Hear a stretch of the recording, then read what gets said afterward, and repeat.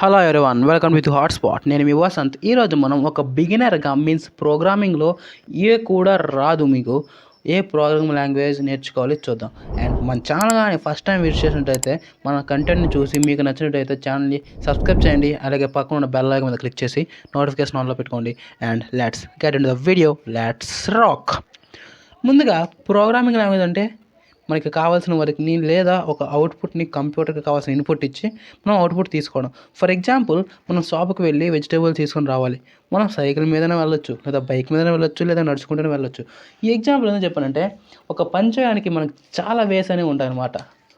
Okay, ఒక పని చేయడానికి మనకు చాలా వేస్ ఉంటాయి. సో మీకు చెప్పేది ఏంటంటే, ఏ ప్రోగ్రామ్ లాంగ్వేజ్ నేర్చుకున్నా ఒకటే, but according to time means మీకున్న టైం పరంగా ఏది నేర్చుకోవాలని చూద్దాం.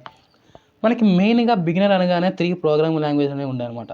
ఏంటంటే సి, జావా అండ్ పైథాన్. ఇప్పుడు 3 ప్రోగ్రామింగ్ లాంగ్వేజెస్ సిలబస్ ఇక్కడ డిస్ప్లే చేస్తాం చూడండి, కంపేర్ చేద్దాం. Almost every programming language is same మనం చూడొచ్చు. కాకపోతే సి అనేది ప్రొసీజరల్ లాంగ్వేజ్ అండ్ జావా అనేది ఊప్ బేస్డ్ లాంగ్వేజ్.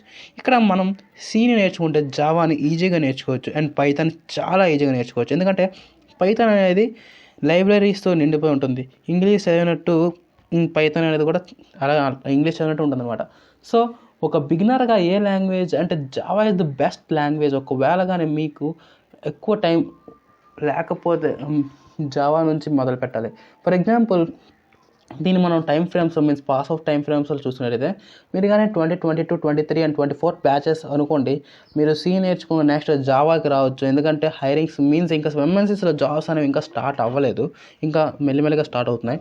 సో మీరు సిని కంప్లీట్గా నేర్చుకొని జావాకి రావచ్చు. ఒకవేళ మీరు కానీ 21, 2020 and 2019 and 2021 batch pass outs కానీ అయితే better to start with Java. మీరు జావాని కోర్ జావా వరకు అండ్ ఊప్స్ వరకు కంప్లీట్గా నేర్చుకొని అండ్ డాటా స్ట్రక్చర్ నేర్చుకోవాలి.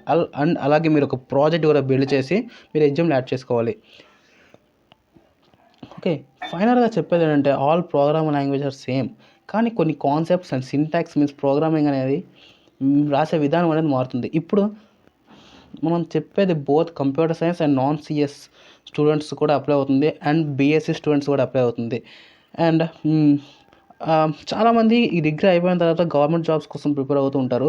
అండ్ గవర్నమెంట్ జాబ్స్ పరిస్థితి తెలిసిందే కదా మనకి, ఎప్పుడు నోటిఫికేషన్ పడుతుందో తెలియదు. సో నేను చెప్పేది మై స్మాల్ సజెషన్ ఏంటంటే, ప్రతిరోజు 1 గంట కానీ ఈ ప్రోగ్రామింగ్ అనేది నేర్చుకుంటే మీకు చాలా యూజ్ అవుతుంది. చాలా ఫ్రీ కంటెంట్ అనేది ఇంటర్నెట్లో అవైలబుల్గా ఉన్నాయి.